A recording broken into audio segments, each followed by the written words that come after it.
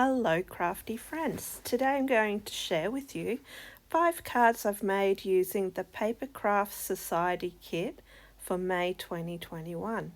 I've been subscribed to this kit for around 12 months and in case you're wondering, they are UK based and they do ship worldwide. So this is the pretty box for May, gives you a hint of what's inside. This is the main product wallet and I'll show you what's in there in a moment. This month we've got 2 different ink pads, a clear embossing powder. Then there's a little card that each month has something different written on the back, whether it's information on how to use embossing powders or markers, a whole variety of things. Then you also get an inspiration book.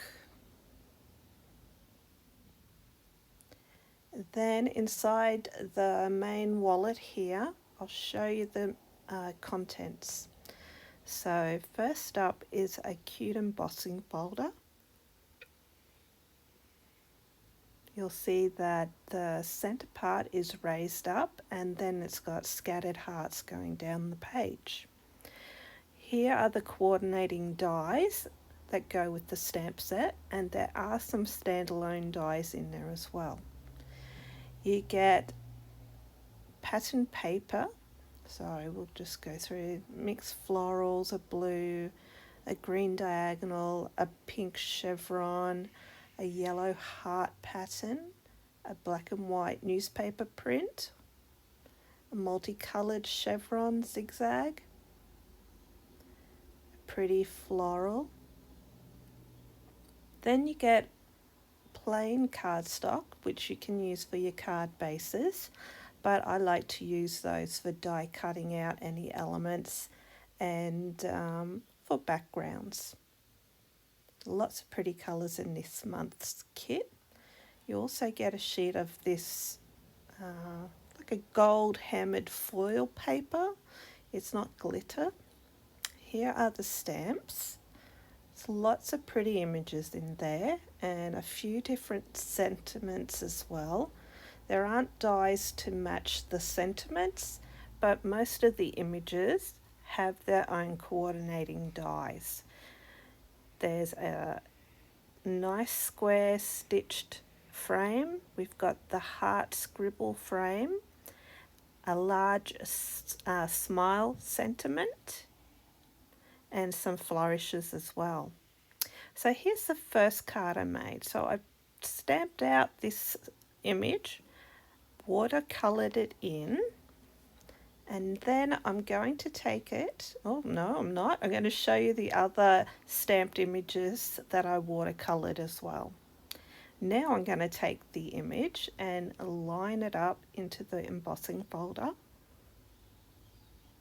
Took a little bit to get it perfectly centered, but I got there in the end and it's pretty close, and it does make a really pretty detail around the card, and it raises up that center panel. So next I'm going to take that, and I have cut out a hello sentiment from a separate kit. You can see there on the back of that panel I had stamped the image and then tried to restamp it, but didn't have it lined up quite accurately. So I've turned it over and used the other side. So that's my card number 1. For card number 2, I've taken that pretty yellow floral paper. I'm using that as my background, and right now I'm sticking on some of the leaf flourishes onto the stamped yellow images there, and I'm checking out how I want to position them on my frame there.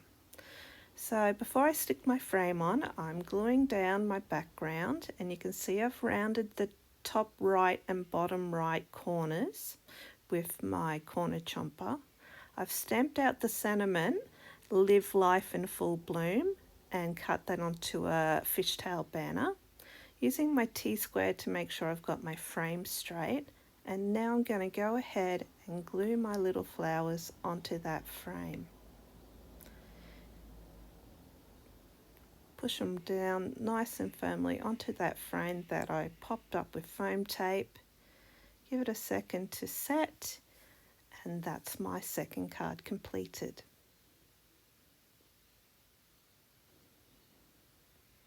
For card number 3, I'm taking some of the light teal paper that has white newspaper print, and I'm gluing that onto my card, and my cards are all A2 sized.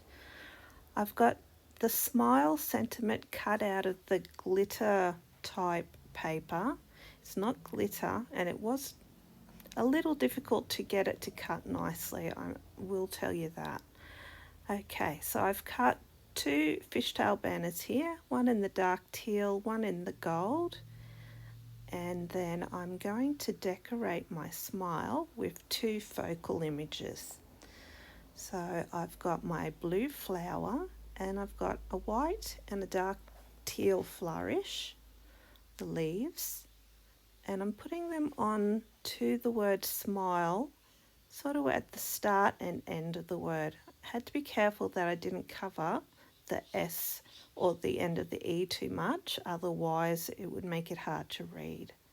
I'm popping in an extra dark green flourish. I just felt like it needed something else up there, and using my stamping block just to hold that in place while they dry. I've got these really pretty teal coloured glitter gems, and I'm just placing a few of these onto the page to give it a bit more sparkle. They're one of my favourite gems that I've come across. They're actually made by Hunky Dory, who's UK based as well. And I did put that little white heart up on the banner. For card number 4, I've already stamped the other leafy reef there, and now I'm going ahead and I'm stamping on the sentiment, "It's your birthday." I'm going to stamp it in the black ink they provide a couple times, and then I'm going to get my embossing powder and heat emboss that. I do that off camera so you don't have all the noise as well. I found that there was part of the birthday, part of the sentiment that didn't get any embossing powder on it, so I'm just restamping it, inking it up, covering it again with the embossing powder, and then I will heat that up, and we're ready to go with the next part. Here I committed surgery to my stamp. I wanted 3 of the hearts that I could scatter around the wreath.